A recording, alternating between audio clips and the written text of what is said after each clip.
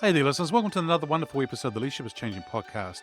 I interviewed a gentleman by the name of Anmol Singh. Now, he's a stock trader and an investor based in New York. And when we say based in New York, Wall Street, he is based in the middle of New York and Wall Street there. In other words, he's amongst all the hustle and bustle of what's happening in the stock market. He's the founder of an organization called Live Traders, and we had a great conversation. He's also the author of a book called Prepping for Success. And the title of the episode is called, If You Want to Be Different, Do Something Different. Really cool title. And we talked about that quite a bit. But one of the things he shared right up front was about his vision board and what he does around there. So I challenged him on it. I asked him a question about how much of it has he completed or ticked off. And then the other thing was, we talked about the power of being in the room with the right people. An awesome interview, an awesome guy. So sit back and enjoy. Welcome to Leadership is Changing. Each week, we and our guests provide information and insights through exploring leading change. This is taking your leadership to another level by finding the balance between executive excellence and personal well-being through stories that inspire real change. It's time to adapt in our fast-moving world when leadership is changing with your host, Dennis Giannoutsas. Hey there, listeners. Welcome to another wonderful episode of the Leadership is Changing podcast. Great to have you here with us today. I've got a fantastic guest with me. His name is Anmol Singh. Anmol, massive welcome to you. Thanks for having me. Looking forward to chatting with you. Excellent. Now, whereabouts in the world are you today? I'm in New York City, right on Wall Street. Right on Wall Street. Yeah. So is it near those statues like the Bull out on the street nearby that? Yeah, the Bull is literally like right behind the building that I'm in. Oh, wow. I don't need to be here, but it was just like a childhood dream that I want to move to Wall Street, but I still work on the computer, so I don't need to be here. A childhood dream. Tell us more about that. What is it that you wanted to do? I think like every guy at some point gets interested about the stock market. And when I got into it, and at that time I was still in India, and then I moved to London for a little bit. So I was in my dorm room. I was like, it would be nice to be on Wall Street. You watch all these movies, you watch all these things, although it's nothing like that in real life. But I had it on my vision board. I used to have a vision board, and in that I had like all these things that I would want to achieve in life. And so that's why the first time when I hit my number, I made some money with my trading and investing. I was like, I'm going to move right to Wall Street. And now I'm thinking about actually moving out when we go to Texas or something. Yeah, Texas. Whereabouts in Texas would you go? Thinking about Austin, but I'm not sure yet. Yeah. You know, it's hard to, when you're in New York City, it's hard to move out. Yeah, but there you go. Yeah. So, but I love Texas. If I was to move to the US, it probably would be Texas. It'd probably be Dallas for me, although I like Houston and Austin as well. But yeah, great places. So what I'm saying here, listeners, is that the fact that you actually are in the middle of where it's all happening. So if you want to be part of it, you need to be there and follow the money and be where the money's being made. It's really important for you to do that. So it's really good. Vision board. I think that's something that leaders need to think about as well, is having a vision board. When you created the vision board, how much of that did you get to tick off or say, okay, we've done that, we've done that? How did that go for you? I'd say 80% of the stuff on there I've ticked off. Wow. 20%'s left, but that I'm sure I will take that off with time as well. The other 20% is more about having a nice relationship, having a good family life. So that part I haven't sorted out yet. But in terms of the materialistic things or the business things, a majority of the goals I achieved. And I do give that a lot of credit because I just kept it right on my desk every single day. My wallpaper was a picture of that. My phone wallpaper was a picture of that. So it was like I was really immersed myself in that vision. And I think that's one of the steps to achieving it as well. Yeah. Well, congratulations. I think that's really, really quite cool. 80%. The other 20%, as you said, relationships and things like that. And of course, being on world-class podcasts, you can probably tick that one off now. But it's all good. And very much so about immersing yourself. And that's just the fact, not just about the vision board, but also being where you are in Wall Street and going there, right? So it's immersing yourself into the whole environment. Very, very cool. Now, the other thing is, so you're the founder of livetraders.com, and you also have written a book called Prepping for Success. Tell us more about your background and more about what you've done. Definitely. So I started getting involved with the stock market while I was still in college. I was studying a business degree in London. While I was in college, they had a program where before you can graduate, you have to have a few years of internship or work experience. And that's the time where I applied to a bunch of different jobs, internships from the best companies all the way down to the startups, but I wasn't able to get a call back. Like, just didn't get in anywhere. My application wasn't well received. And that's the moment it dawned on me that I can't rely on the world to give me a job or to provide me the job. If I had to achieve what's on my vision board, I have to figure out another way because I'm not wasting a year in my dorm room while other people are getting internships. My friends are going out getting these great jobs. I had to figure something out. So in that year where I couldn't find a job, I just went online. I researched about the stock market, read a lot of books, bought online courses, talked to a lot of different people, went to different events. And that's where the seeds were planted about me getting into the stock market. And then while I was still in college, I was trading for a firm in New York. I was trading their company's money. And in exchange, they would take 30% of everything that I made. So while I was in college, I was still in my dorm room doing that, skipping lectures and trading for a different company and doing pretty well at that point. That's how I got into the stock market. And, since then I've been doing that ever since. I've never had a job. That's all I've ever done most of the time. And I met a mentor who is actually my business partner now. So he's the guy who taught me how to get involved in the stock market, got me introduced to this company, got me a place at the company to work for. And then, just started trading for them, started coaching for them. And one day the CEO called me up. He said, "Hey, you're doing really well in our program. You've all the way crossed to level 7. Majority of our new hires are stuck at level 2, level 3. Why don't you come in and do a little seminar for the new hires that we have and help them get up to the levels?" That's how I got into the coaching game and the coaching business, is by working for that company. Mm. So I learned everything I know about the business within that framework. And then in 2015, when that company got bought out, that's when I decided to say, you know what? I don't need to give them 30% of everything I've made. Maybe I should start my own thing. And that's how Live Traders was started. Awesome. And going really well, which is great. And the book, Prepping for Success, how did that come about?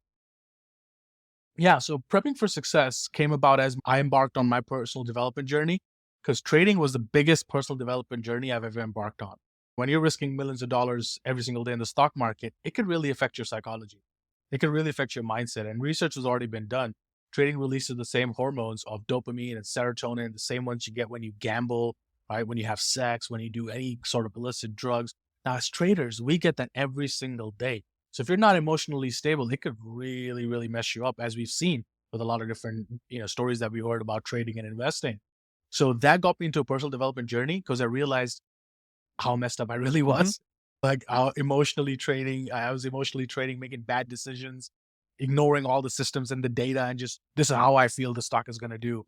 And you end up over risking, over leveraging. And that's what got me into my personal development journey, where I hired tons of coaches, mentors, workshops, seminars, spiritual retreats, really try to work on myself. And I realized that not everybody has that time or the money to do the things that I did to figure out to where I got to. So my goal with this book was to distill everything that I've learned in my personal development journey and put it into just 10 keys that people can start executing on right away. That has helped me improve the quality of my life, and hopefully for the readers as well. There you go, listeners. Check it out. The book is Prepping for Success. Sounds very, very cool to read.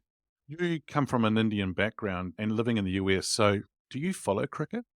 I do. I don't watch the full games, but I do try to watch the highlights of the major Yeah. games. The highlights are better. Yeah. Sometimes it's amazing. Yeah, 30 Yeah, minutes. yeah, it's way better. But we just had like 5-day tests here in New Zealand, and it's just like, it's a long time, 5 days. And sometimes you don't always get a result. But I do like the one-day games and the T20 games, right? I love those. They're quick and it just happens and very exciting. So, yeah, very good. The World Cup, Cricket 2020 World Cup coming up is actually in New York. For the first time ever, they built a stadium in Dallas and a stadium in New York and a stadium in Florida. So the T20 World Cup for the first time will be coming to America, which is When's great. it coming to America? This year, and I think June or July is when it's starting. Wow. That'd be good. Yeah. I find that rugby's in the US, but I think rugby league, which is more Australia, New Zealand, and the UK, they've just done some, what do you call those games? How would you call them? Like promotional kind of games. They've actually had real games, but they've actually just to promote the sport in the country, which is very interesting. It's good to see that cricket is going to be doing that in the US too. Yeah. Very good. Will you go to these games? I am definitely I'm trying to get tickets right now because there's India-Pakistan game in June. So I'm looking forward to get tickets. So for you'll that. be supporting India, of course? Of Yeah, course. go Pakistan. I always like doing that with people. They go the opposite. But yeah, so New Zealand will be there too, which would be good. Yeah. Yeah. So if India's not playing, would you then support New Zealand? No, that's a. I will represent you at the game. Oh, thanks, man. That's awesome. Yeah, just go there with your black Yeah. T-shirt on. You'll be fine. There you go. Everything will be good. Yeah. Hey, how did you get into leadership yourself? I got into it because I had to lead myself. I grew up as an introvert. I grew up in India and conservative background. So for me, I realized that I wanted more from life and it was holding me back where I was or the people that I was surrounded with. So leadership really started with first having to lead myself. And the first step was, okay, how do I get out of the country to live what's on my vision board, right? So to lead myself through that. And then I went to London and I stayed there for a little bit. But then I wanted to move to America, so I had to lead myself there. And when I got here, at that time, it was still very early. I didn't have livefears.com. I hadn't started my business. I was still working for the other company. So I had to lead myself through that process of having my own company, hiring employees, building this network, living on Wall Street, going to these rooms that I don't feel like I belong in. But I had to go there just to build that network that I wanted. So leadership really started first with leading myself. And then as I grew a team, then it was about leading my team Mm. and setting an example for them. So I think that is where everything started for me. And now as I coach and train thousands of other traders around the world, it's about being that leader, leading from the front. And I trade live every single day. So win or lose, people get to see it in real time, what I'm making or losing. And I do that because then I can lead my students that they can see me do what I'm Yep. telling them to do. I think that is the biggest element of leadership is leading by example. Yeah, I think it is. Leading by example is really important there. You mentioned before about getting into the rooms. And I think a lot of that comes to being around the people, being around the right people, because then that actually helps you lift up to where you need to be. Other way I would say it is that they always say that saying that the people you hang around is what you become. The power of being in the room with the right people. How important is that? Very important. And if not for the knowledge and the network, but just to see that what's possible. Like I remember this one time we were holding a conference and then one of our people in my network, they're like, hey, why are you going like this? Come fly with me. And I was like, okay, he'll get my tickets or whatever. But I didn't expect we were flying in his plane. And at that time, I'd never flew on a private jet or anybody's jet for that matter. So that was an eye-opening experience for me. I'm like, okay, wow, this is also possible, right? And then when he had organized this beautiful event and these great rooms, great network of people, beautiful dinners and lunches. And I was just coming from India at that time. So my eyes were just like, wow, this is amazing. This is great. And I think then them helping you expand your mind, where I was like, is this really possible? Can I really do it? Am I the one who can actually pull this off? Whereas those people would lift you up and say, yes, here's how I did it. And I felt the same way. So they were sharing their journey. When it was their first time, they felt the exact same way I'm feeling right now. So that was like a thing for me to say, okay, wow, they're not this perfect image that I'm looking at or perfect image that people see on social media. They had their own struggles. They felt the same way that I felt, that I don't belong in this room. And they helped me say, hey, no, own it. You do belong here, right? You have gifts to give. And I think that is the benefit of a network. Is a good network will lift you up. A good network will build you up. It will give you the confidence. But at the same time, when you're messing up, they're going to point it out. They're going to give you that tough love. Hey, you're playing too small. You need to do this at a bigger scale. So I think that's a benefit of a good network, because you don't want to be surrounded by cheerleaders who are always saying, yeah, great job, right? My network will tell you, this is what you could have done better. This is what you need to be doing next. Here's what we've done in our business that's helped us. So I think being in a right room can really, really lift you up, and it could literally condense decades of experience into just a few hours with them. Whereas you could go about trial and error, try to do it yourself over the years, but they could just tell you, here's what their journey was. I think that's the benefit. Nice. You don't have to reinvent the wheel because people have been there before, but they can help you do it. And I love what you say about the power of being in the room with the right people is about helping expand your mind. Own it because you do belong here. And a good network will help lift you up. That's fantastic. And I like also the other piece you said about you have some real conversations with you and they'll tell you whether you're doing things really well or you need to put your head in and get on with other things too, which is very good. Great way to do it. Very much so. This person can be alive or from history. Who's your favorite leader and why? My favorite leader is Werner Erhard. So he runs Landmark, who used to be back in the day, EST was a workshop.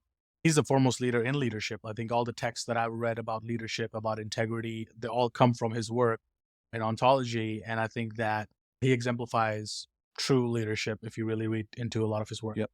So you've spent time with him? I have not. I have not spent time with him, but I've studied his work immensely. I've been to workshops where he'd been a speaker, but I haven't spent time with him one-on-one. I would love to. Okay, here's a question. If you two were sitting on a park bench having a coffee together, what would be one question you'd love to ask him? I would just ask him stories about his life, meaning not trying to get leadership tips because everything's been written before, but really understand what got him on this journey, right? And some of the things that he would tell me to look out for based on where I'm at. So anytime I meet somebody who is successful, the first question I ask them is, I tell them a little bit about myself, and I'm like, based on where I'm at, what do you think I need to avoid? What mistakes do I think I need to look out for? I think those are the questions that help me eliminate a lot of different mistakes in my life just by asking that question, what I need to avoid. Yeah. Great question. Yeah. Hey, listeners, if you are not asking that question when you're out networking with people and things like that, based on where you are today, I think Amal's just shared a great question for you to think about. What do you think I need to avoid? What mistakes I might need to avoid? Because you can learn from what they've actually gone through before too, very much so. Amal, the show here is called Leadership is Changing. When I say that statement or that title, what does it mean for you? For me, it means that leadership is changing because times are fast and dynamic. The information is now available on your fingertips. So if you're not the one leading the change in your organization, in your company, in your life, in your family, then somebody else will lead that change. And it might not be where you want it to go. So that's what it means to me, is that you got to step into that leadership role, realize that you are a leader, consciously or unconsciously. You think you're not a leader. You might just be leading it to a bad direction. So if you wanted to lead your life or your company or organization in the right direction, then you got to be that one leader. Otherwise, somebody else will lead it to where you don't want it to go to. So I think that's what it means to me. The times are moving fast. Information is readily available. If you're not the one leading the change, somebody else will. Yeah, that's a good point in saying it. And when you just said it about things are getting faster, and it seems to be life is getting faster, business is getting faster, maybe in the trading game as well, with stocks and things like that, it could be getting faster as well. I remember many years ago, people standing in the room with blackboards and with chalk and writing up the share prices, and that doesn't happen like that anymore. What does a leader need to do today in that fast-paced, ever-changing world to be successful? I think the number one thing is to create experiences and memories, because what happens is the reason why we feel time is going by fast is perhaps because we haven't done a whole lot, right? So one of the things that one of my mentors told me is like, the reason time is moving fast is because you haven't created any memories or experiences. Because if you had created memories or experiences, then you can slow down time by looking back and say, here's all the things that I did last year. So if you ask somebody, what are the top 20 things you did last year? They can't think about it. That means they didn't do anything. So time just went by fast. But if you can point back and say, okay, last year I did this beautiful hike on this mountain. I did a cold plunge in the frozen lake of Michigan, Minnesota. I've been to these many conferences, right? I've been to these many retreats. I've traveled here with my family. I have spoken at these many stages. Now you can slow down time by saying, okay, all these things that you've done. So the way you can slow down time is by doing more. I think that is one of the things that I think about.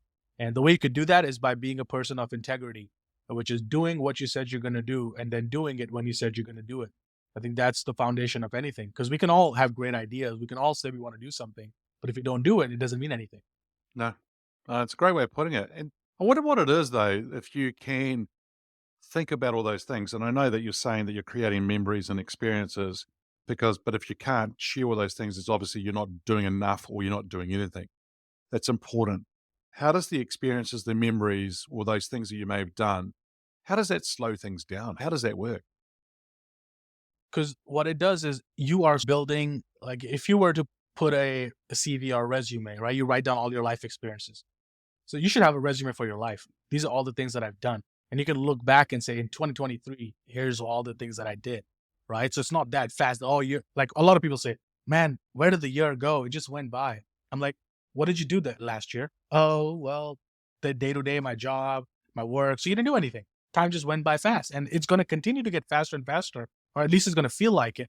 If you don't create those experiences and those memories that you can look back and say, this is my life's resume. This is all the things that I've done. I think that's how you can slow down time, because you have things to look back at. And then when you have things to look back at, that helps you create the future to look into. But if you don't have something to look back at, or if you have bad things to look back at, then that also leads into the future. So let's go back to what you said earlier on as well about the vision board, because I think the vision board is very powerful for a lot of people. First of all, by the time this will be either it's like the first sort of quarter of the year is probably gone. Is it too late for someone to pull together a vision board for the year? And also, how do you pull a vision board? What would be the approach that you would do?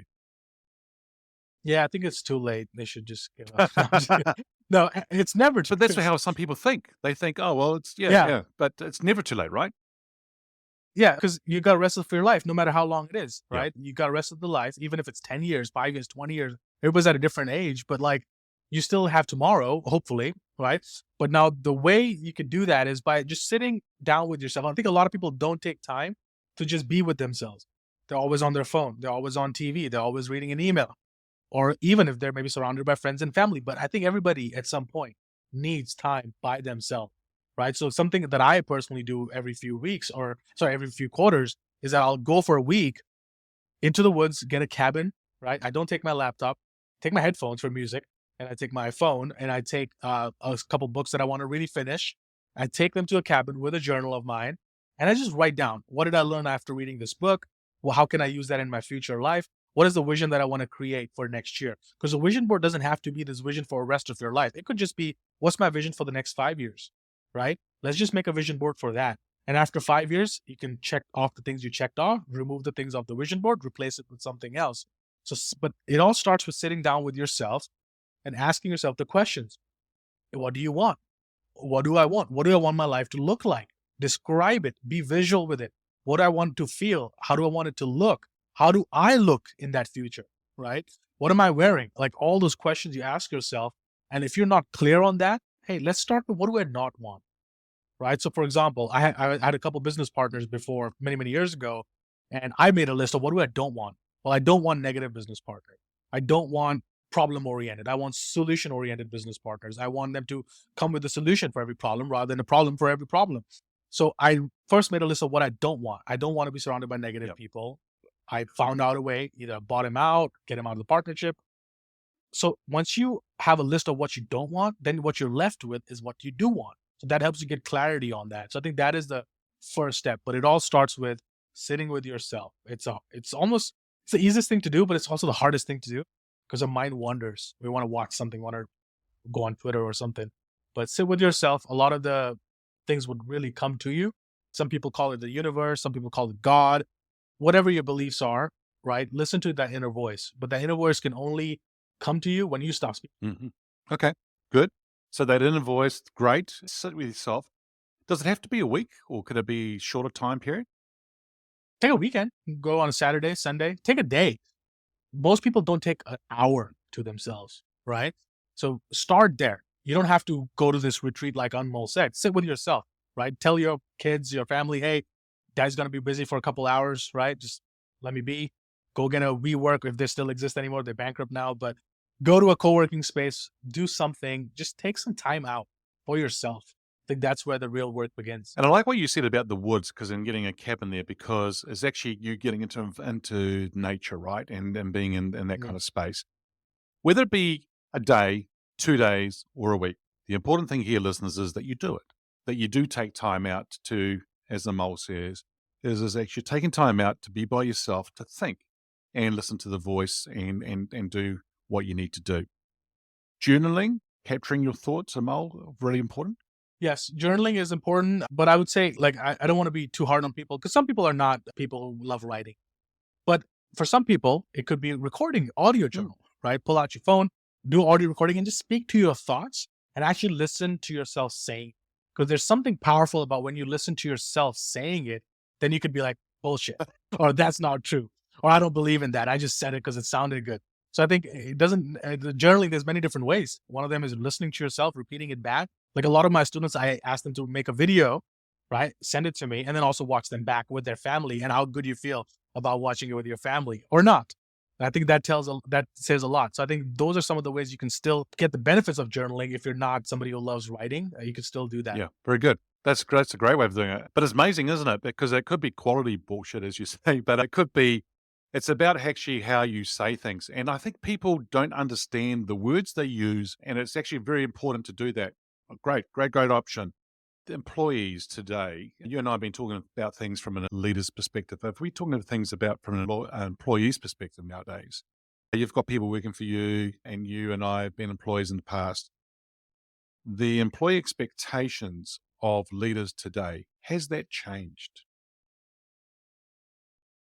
That has changed a little bit because of the environment that we're in, a remote Mm, environment. It's much harder because when you're in an office, you can lead by example. They can monitor your ways of doing the work.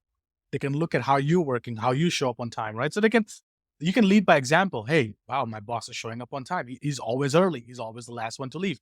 But we're in a virtual environment, they don't get to see all of that. So you actually have to step up a lot more. Lead up to example a lot more because they can see you coming on time. They can see you stepping in late. They can see you still working late hours. So how do you communicate that you're a leader, right? The way you do that is I do that by frequent communication, checking in, weekly calls, and some calls will be nothing to do with work. How are you doing? mm. How's your life? How's your family life? How's your family doing? Right? What are you grateful for today? Like just building those team connections, because that is what we're missing in a virtual environment, right? You can't walk up to Sally's desk and say, how are you doing? You can't, right? You have to actually make an effort. So leaders have to make much more an effort. But the key is a lot of people are not making that effort. So if you're the leader who actually makes this effort now and starts leading by example, you're going to set yourself apart from everybody else. They would want to work for you because most people, they haven't adjusted to the virtual environment. They're not doing the things that needed to be done. So it's actually a way you can differentiate yourself. You actually have an advantage in this environment. Yeah, and you do. And if you use it well, yes, it's very, very strong in doing so. Now, if I was to get you to get your crystal ball out here and start thinking about the future, if I can put it that way, where do you see leadership being in 5 years? I think crystal He's ball got is his awesome. crystal ball out here. Yeah, good. So where do I see myself in 5 years? So I have coached and trained thousands of traders over the years, but what I really end up coaching them on is actually this. It's that leading yourself, the psychology. So what I see myself doing is stepping into that arena a lot more, right? Contributing what I've learned, how I've helped $1 million traders, how it can help everyday person in their lives. So I see myself stepping into that. I have my book out. I want to, take that a bit further, see where I can expand it into. I've been getting on a lot of different speaking engagements and stuff. So I see myself just doing that a bit more. If you asked me this question a few years ago, I would have told you I'm going to start my hedge fund. But I looked into that. I filed the paperwork. I was about to open my hedge fund. But then I actually went to a bunch of these networking events and met a lot of hedge fund managers and I realized that's not the life that I want because it's not about actual trading and investing. That life is all about raising more money, kissing a lot of frogs, as we say, go to networking events, raise more money. And I was just like, that's just not the life that I want to live. So I actually want to help people because I know how much I struggled, right, from coming to where I got to. So I want to be able to share my experiences and give back in a much bigger way. So that's what I see myself doing. Excellent. Because, like you just said about the hedge fund, what was your thinking? In other words, when we're talking about things in relation to where we're going next, you mentioned earlier on about I was going to set up a hedge fund. What was the purpose or the reasoning for you to go and set up the hedge fund? Is it because that's what is expected in the market or the industry or what you're going to do next? Is it because you saw others doing it? What was the driver for you? Yeah, I think a combination of both of those things. One of them was, well, what's the next logical step, right? When you get to this level in trading, investing, what's the next logical step? The next step is opening up a hedge fund. And that's what everybody else was doing too. And a lot of people that I met or I network with, they're like, yeah, you're doing great in your trading and you're, making money. But what if you did that same thing with billions of dollars of other people's money? And that's the next logical step. So that's a step that was suggested to me. But then I sat with myself, as I was telling you to the listeners earlier, to sit with yourself and ask myself, why am I doing it? And then I came to the conclusion, well, I'm just doing it because everybody else is doing it. And that's this next logical step. And then that's one of the times when I just said to myself, like a voice of my mentor came in my mind. It's like, if you want to be something different, you got to do something different. And that's when I was like, okay, I'm not doing that. That's just the thing that everybody else goes down. And that's just the path that Wall Street wants you to go down, right? They don't want you to just teach the average person how to get involved in the stock market.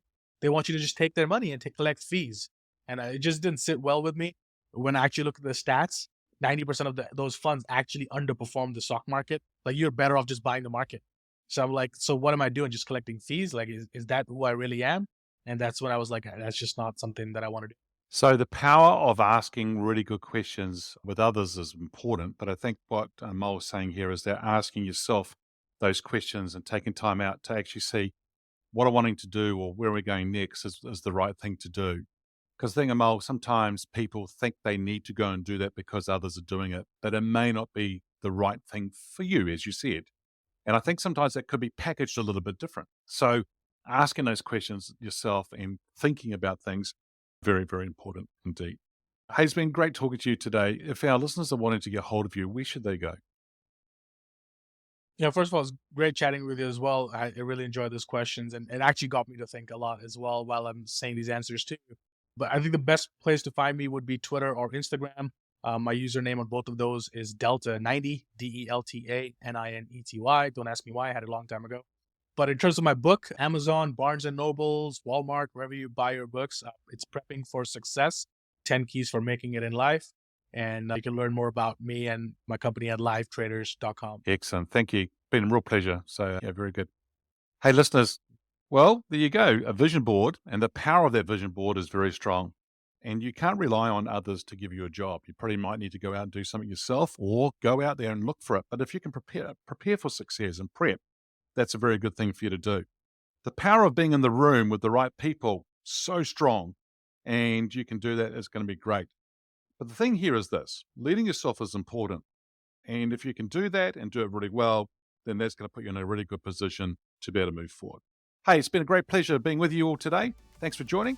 Until next time, bye for now.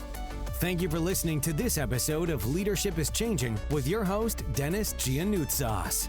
Each week, we and our guests provide information and insights through exploring leading change, inspiring executives and leaders to adapt and lead a bigger game in a fast-moving world.